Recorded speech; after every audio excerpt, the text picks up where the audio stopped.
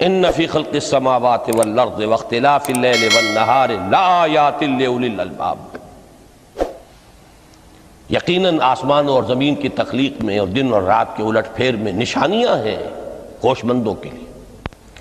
ان کے ذریعے سے انسانی شعور کے اندر وہ معرفت رب اجاگر ہوگی۔ وہ پہلا مرحلہ اس نے طے کر لیا، وہ ڈورمنٹ معرفت اب ایکٹیویٹ ہو گئی۔ اب مزید فکر کا مرحلہ ہے جو اگلی آیت میں آیا ہے،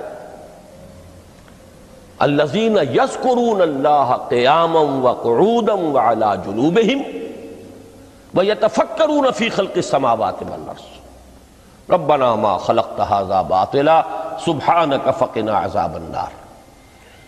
یعنی تفکر جو ہے ویتفکرون فی خلق السماوات والارض، وہ تفکر کرتے ہیں، غور و فکر کرتے ہیں آسمان اور زمین کی تخلیق میں، لیکن اس تفکر کے ساتھ لازماً ذکر اور ذکر مدام، ذکر بھی وہ کہ جو مستقل ہو، ہر حالت میں ہو۔ الذین یذکرون اللہ قیاما وقعودا وعلی جنوبہم، وہ لوگ کہ جو اللہ کو یاد رکھتے ہیں، اللہ کا ذکر کرتے ہیں، کھڑے ہوئے بھی، بیٹھے ہوئے بھی، اور اپنے پہلوؤں کے بل یعنی لیٹے ہوئے بھی۔ اب ان تین کے سوا تو کوئی پوزیشن انسان کی نہیں ہے، اسی کا نام ہے دوام ذکر۔ اور اس کے ساتھ اگر وہ تفکر کرتے ہیں تو ان کا فکر اگلی منزل تک پہنچتا ہے۔ تو پہلی شے تھی فکر انسانی کی صحیح رخ پر مزید پیش قدمی اور پیش رفت، اور اس کے لیے لازم ہے ذکر و فکر کا امتزاج۔ دوسری چیز کو لیجئے عمل کی درستی۔ اس عمل کی درستی کے لیے اللہ تعالیٰ کے ساتھ ایک گہرے تعلق کی ضرورت ہے، اس لیے کہ صبر کی بحث میں یہ مضامین شاید آپ کے سامنے آ گئے ہوں کہ صبر، جہاں مصیبت پر صبر ہوتا ہے، تکلیف پر صبر ہوتا ہے، اللہ کے احکام پر جمنا یہ بھی صبر ہے، نفس کی خواہشات کی باغ کو تھام کر رکھنا، کھینچ کر رکھنا یہ بھی صبر ہے، اور استقامت کسی شے پر قائم رہنا یہ بھی صبر ہے۔ تو عمل صحیح پر استقامت کے لیے وَاصْبِرْ وَمَا صَبْرُكَ إِلَّا بِاللَّهِ، اس صبر کی سب سے اہم جو بنیاد ہے، اس کا جو سب سے بڑا ذریعہ ہے، اس کا جو سب سے بڑا سہارا ہے، وَمَا صَبْرُكَ إِلَّا بِاللَّهِ، اس کے لیے ضرورت ہے ایک گہرے تعلق کی کہ اللہ کے ساتھ ایک ایسا تعلق برقرار رہے جو نہ صرف گہرا ہو بلکہ دائم و قائم ہو، مسلسل۔ ذرا ذہول ہوگا تعلق مع اللہ میں، ذرا کمی آئے گی، شیطان کا وار کاری ہو جائے گا۔ اسی کو حضور نے حدیث میں یوں تعبیر کیا ہے تمثیلاً کہ جو دل اللہ کی یاد سے غافل ہے،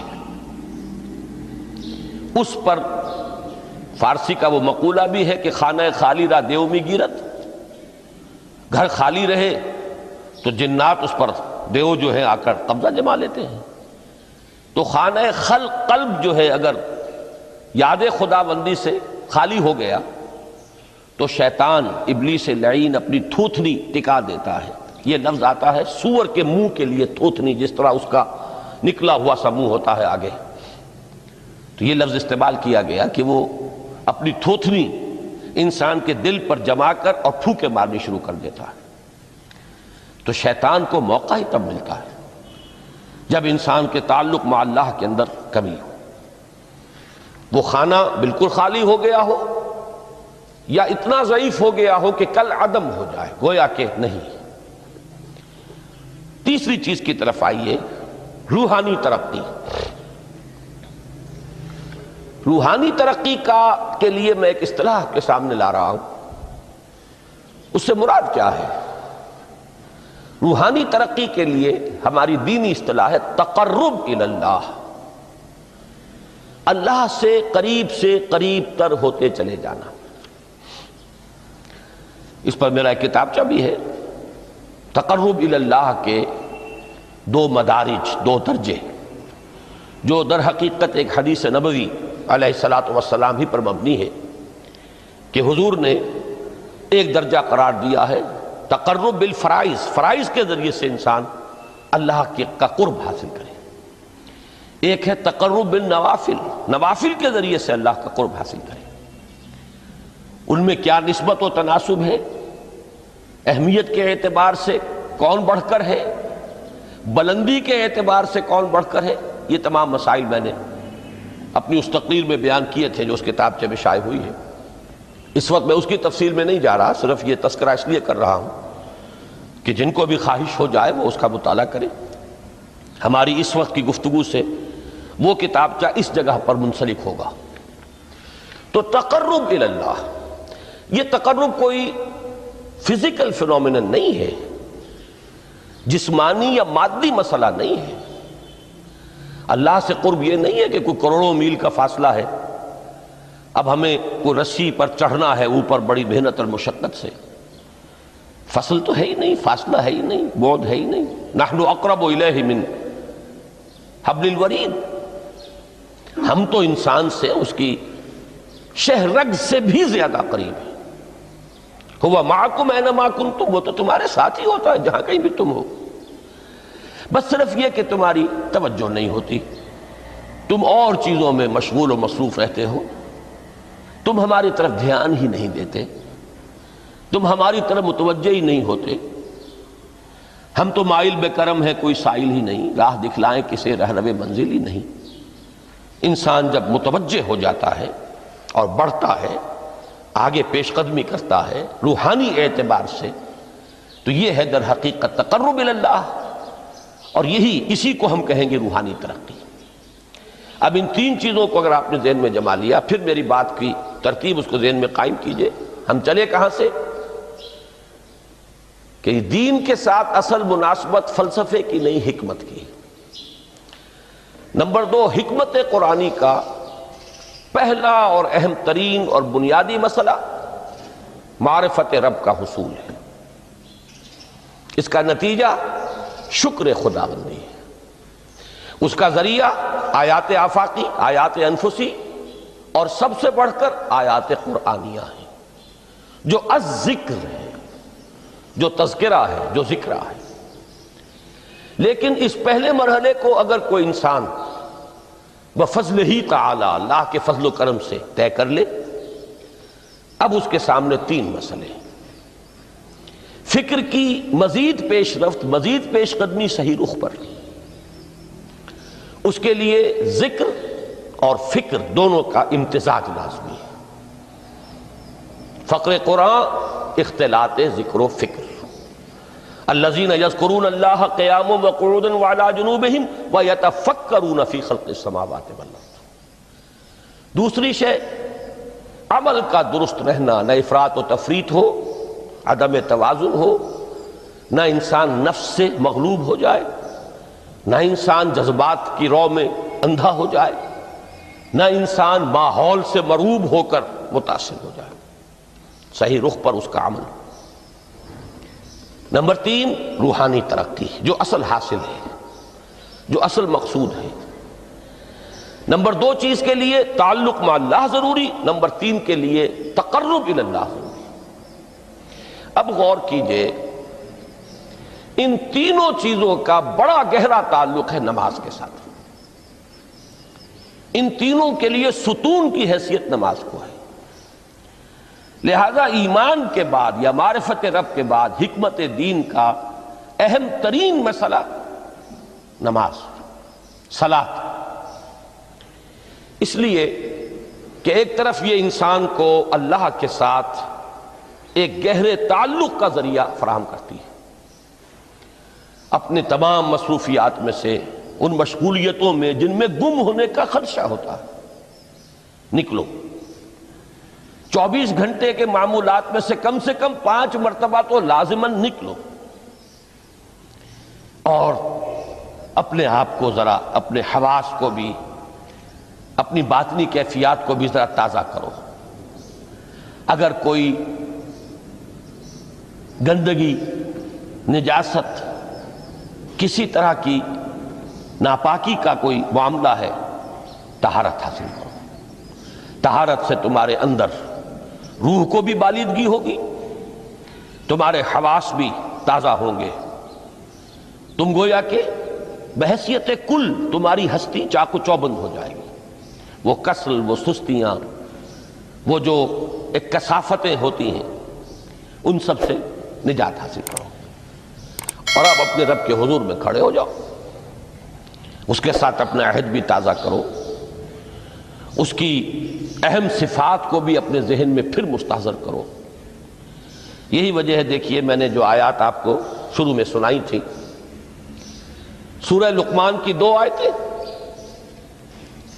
پہلی آیت میں اس کا ترجمہ کر چکا، دوسری آیت وَلَقَدْ وَإِذْ قَالَ لُقْمَانُ لِابْنِهِ وَهُوَ يَعِظُهُ يَا بُنَيَّ لَا تُشْرِكْ بِاللَّهِ إِنَّ الشِّرْكَ لَظُلْمٌ عَظِيمٌ۔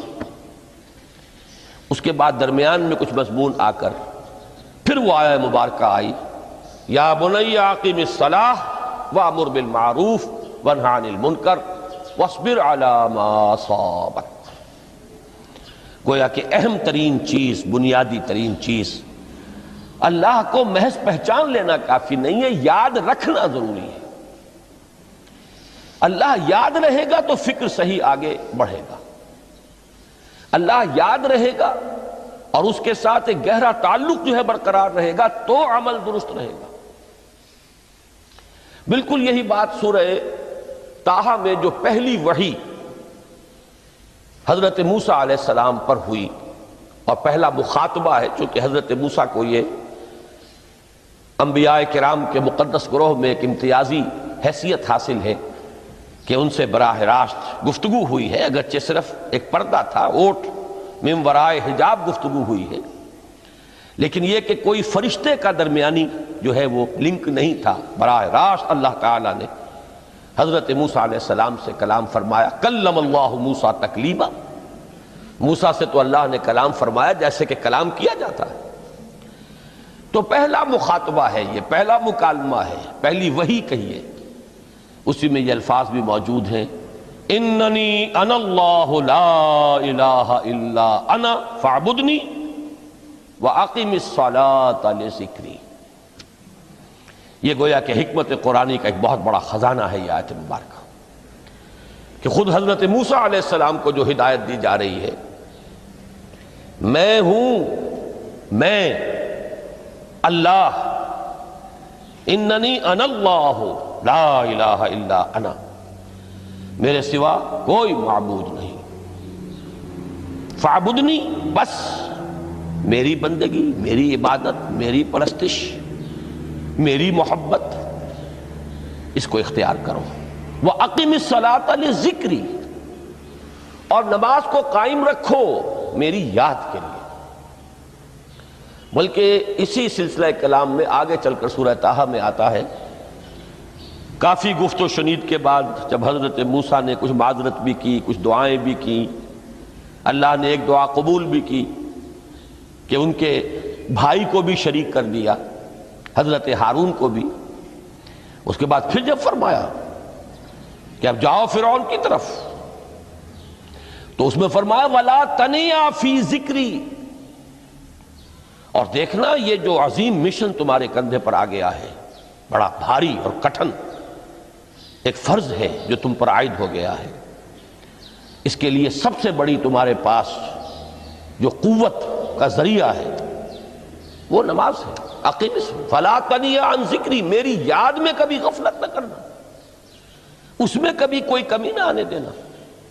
جیسا کہ میں نے عرض کیا تھا کہ جیسے ہی وہ تعلق جو ہے کمزور پڑتا ہے یا منقطع ہو جائے معاذ اللہ، تو پھر انسان گویا کہ شیطان کے لیے ایک لقمہ تر بن جاتا ہے۔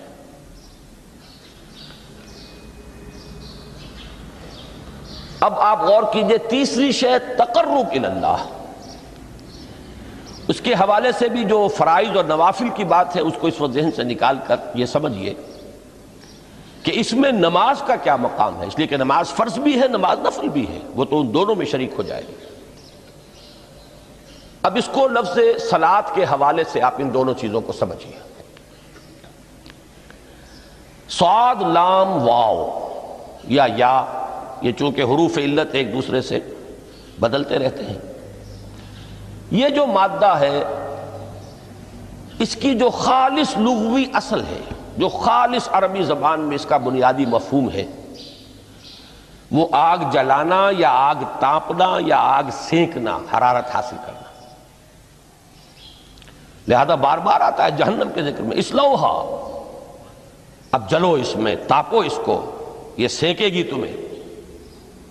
بلکہ تفتلون کا لفظ آیا ہے حضرت موسیٰ کے کلام میں، جب وہ گئے تھے کوہ طور پر، جب پہنچ گئے تو تھے آگ تک کی تلاش میں، لعلکم تستلون، تو اپنے اہل خانہ سے یہی کہا تھا کہ مجھے کہیں وہ روشنی نظر آ رہی ہے، غالباً کوئی وہاں سے آگ مل سکے گی، ورنہ یہ کہ کوئی رہنمائی کو رستہ مجھے مل سکے گا، میں وہ آگ لے آؤں گا، کوئی چنگاری وہاں سے لے آؤں، لعلکم تستلون، تاکہ تم، اب یہ اصطلاح در حقیقت باب افتعال ہے، اور یہ تے یہاں پر توئے کی شکل اختیار کر گئی، تا نے توبن کی صورت اختیار کی صاد کی وجہ سے۔ بہرحال اس کا سب سے بنیادی مفہوم جو ہے وہ ہے تاپنا، سکائی حاصل کرنا، حرارت۔ اس کے حوالے سے سمجھ لیجئے کہ سب سے بنیادی تعلق اس کا جو ہے وہ روح کے ساتھ ہے۔ روح میں محبت خداوندی کی آگ اگر ٹھنڈی پڑ گئی ہو، اگر محبت خداوندی کی حرارت میں کمی ہو رہی ہو، تو اس کو اثر نو، جس کو کہ میں آج سوچ رہا تھا تو ایک لفظ ذہن میں آیا کہ جیسے بیٹری اس کو ریچارج کیا جاتا ہے، اسی طریقے سے روح کے اندر محبت خداوندی کی اس حرارت کو اثر نو تازہ کرنا، یہ ہے در حقیقت نماز کا اصل مقصد۔ اس لیے کہ اس لفظ کا بنیادی مفہوم، اصل لغوی مفہوم تو یہ، اگرچہ اس کا سب سے زیادہ کثرت سے جو استعمال ہوتا ہے، اور لفظ صلاۃ جس سے در حقیقت جس تصور پر مبنی ہے وہ ہے اقدام، کسی کی طرف متوجہ ہونا اور پھر دعا۔ صلاۃ کا سب سے قریبی مفہوم لفظی جب بیان کیا جائے گا، اس سے مراد، اس کے معنی، تو دعا اس میں اہم ترین ہے۔ کسی کی طرف توجہ کرنا، مناجات کرنا، گفتگو کرنا، مخاطبہ، مکالمہ، دعا، یہ در حقیقت صلاۃ کا سب سے بڑا اصطلاحی مفہوم ہے۔ لیکن جو اس کا مادہ ہے، صاد لام واو یا صاد لام یا، اس کا اصل مفہوم جو ہے وہ تاپنا، حرارت حاصل کرنا۔ تو ان دونوں کے حوالے سے عرض کر رہا ہوں، وہ تاپنا اور حرارت حاصل کرنا وہ ہے روح کے اعتبار سے۔ وہ جو کہا اقبال نے کہ مجھے عشق کی آگ اندھیر ہے، مسلمان نہیں راہ کا ڈھیر۔ یہ عشق کی آگ جب بجھ جاتی ہے، در حقیقت یہی تو انسان کی روحانی موت ہے۔ جب یہ نہ رہے تو چاہے منطق میں بہت انسان ماہر ہو، مجھے اقبال کا ایک شعر یاد آیا ہے تقابل کرتے ہوئے، ایک انسان محکوم اور ایک انسان حر، آزاد انسان، ان کی نفسیات میں جو بنیادی فرق علامہ اقبال نے مختلف مواقع پر بیان کیے ہیں۔ محکوم ہے بیگانہ اخلاص و مروت، ہر چند کے منطق کی دلیلوں میں ہے چالاک۔ تو منطق کی دلیلوں میں انسان چالاک ہو جائے اور وہ لغت ہائے حجازی کا وہ ایک خزانہ بن جائے، اسے تمام الفاظ کے معنی یاد ہوں، وہ بڑے مسائل فقہ کے اسے ازبر ہوں، جزیات، بے انتہا جزیات جو ہیں وہ مستحضر ہوں، فلسفے کے بڑے بڑے مسئلے اس نے حل کر لیے ہوں، لیکن اگر روح میں وہ اللہ کی محبت کی آگ نہیں ہے، وہ تپش نہیں، مجھے عشق کی آگ اندھیر ہے، مسلمان نہیں راہ کا ڈھیر۔ اسی کے حوالے سے آج مجھے یاد آیا تھا کہ وہ جو بڑی سادہ سی ایک نظم ہے، اللہ تعالیٰ سے دعا، یا رب دل مسلم کو وہ زندہ تمنا دے، اس میں بھی جو الفاظ آئے ہیں، جو روح کو گرما دے اور قلب کو تڑپا دے، یہ ہے اصل جو مقصود ہے نماز کا۔ اور یہی وہ چیز ہے جیسا کہ میں نے عرض کیا تھا کہ نگاہوں سے اوجھل، یہ پہلو سامنے ہے ہی نہیں۔ دوسرا پہلو سامنے ہے، اور وہ بھی میرے نزدیک بہت اہم ہے، بہت بنیادی ہے، اس میں کوئی شک نہیں، لیکن یہ ہے بلند ترین منزل کہ تقرب الی اللہ، اس کے لیے در حقیقت یہ کس لیے درکار ہے؟ روح کے اندر عشق کی حرارت اور گرمی تازہ ہو جائے۔ بسا اوقات یہ اندر دب جاتی ہے، جیسے انگارہ ہوتا ہے آگ کا، اس کے اوپر خاک اور راکھ آ جاتی ہے، اندر کچھ ہوتی ہے۔ آگ دبی ہوئی سمجھ، آگ بجھی ہوئی نہ جان، اس دبی ہوئی آگ کو پھر ایک شعلہ بنانا، پھر اس کے اندر ایک حیات تازہ پیدا کرنا، یہ ہے نماز کا اہم ترین اور بلند ترین مقصد۔ لیکن اس کے ساتھ ہی اس نماز میں ذکر ہونا، اس کا یہ ذکر ہے، اور ذکر کی جب میں فہرست بیان کیا کرتا ہوں بہت سے حضرات کے سامنے ہوگا کہ ذکر کا در حقیقت مفہوم ہے استحضار اللہ فی القلب۔ ہمارے ہاں غلطی سے جو ذرائع ذکر ہیں انہیں ذکر قرار دے دیا گیا ہے۔ نماز ذکر نہیں ہے، نماز ذکر کا ذریعہ ہے۔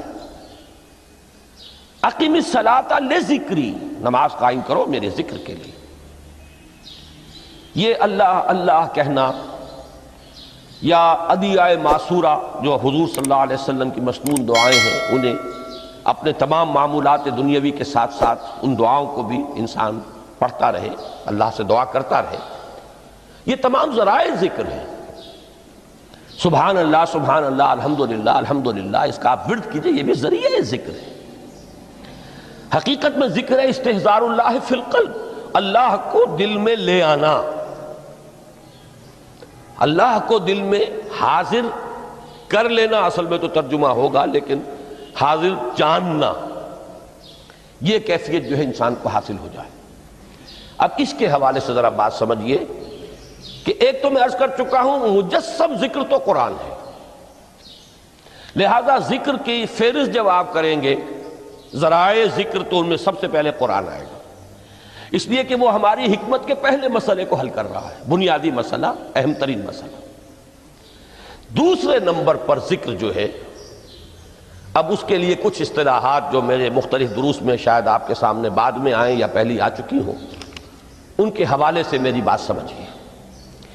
ایک ذکر غیابی ہے، تھرڈ پرسن میں، صیغہ غائب میں اللہ کی یاد کرنا، اللہ اکبر اللہ اکبر اللہ اکبر۔ ابھی اللہ اکبر جو ہے یہ جملہ اسمیہ خبریہ ہے، ایک حقیقت کی تکرار آپ کر رہے ہیں، اللہ سب سے بڑا ہے، اللہ سب سے بڑا ہے، سبحان اللہ سبحان اللہ سبحان اللہ۔